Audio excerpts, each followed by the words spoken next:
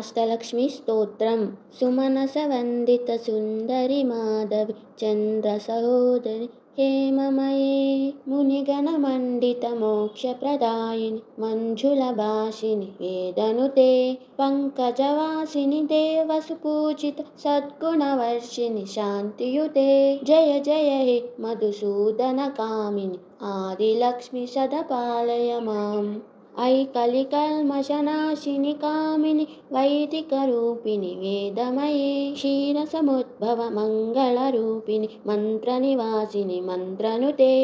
मङ्गलदायिनि अम्बुजवासिनि देवगणार्चितपादयुगे जय जय हे मधुसूदनकामिनि धान्यलक्ष्मि सदा पालय माम् जय वरवर्णिनि वैष्णवि भार्गवि मन्त्रस्वरूपिणि मन्त्रमये सुरगणपूजित शीघ्रफलप्रद ज्ञानविकासिनि शास्त्रनुते भवभयहारिणि पापविमोचिनि साधुजनाश्रितपादयुते जय जय हे मधुसूदनकामिनि धैर्यलक्ष्मि सदा पालय माम् जय जय दुर्गतिनाशिनि कामिनि सर्वफलप्रदशास्त्रमये रथगजतुरगपदादिसमावृत परिजनमण्डितलोकनुते हरिहर ब्रह्म सुपूजित सेवित तापनिवारिणि पादयुते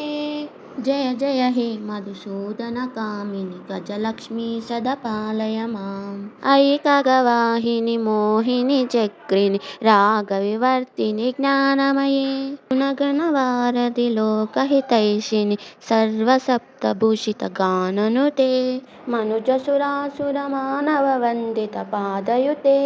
जय जय हे मधुसूदनकामिनि सन्तानलक्ष्मि पालय माम् जय कमलासिनि सद्गतिदायिनि ज्ञानविकासिनि गानमये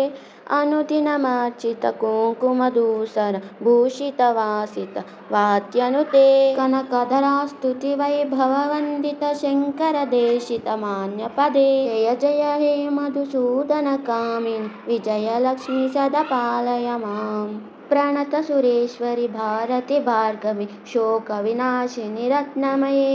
मणिमयभूषितकर्णविभूषण शान्तिसमावृतहास्यमुखे नवनिधिदायिनि कलिमलहारिणि कामितफलप्रदास्तयुते जय जय हे मधुसूदनकामिनि विद्यालक्ष्मि सदा पालय माम् धिमि धिमि धिं धिमि धिं धिमि धिं धिमि दुन्दुभिनाद सुपूर्णमये घं घं घम घम घं घम घं घम शङ्खनिधान सुवाद्यनुते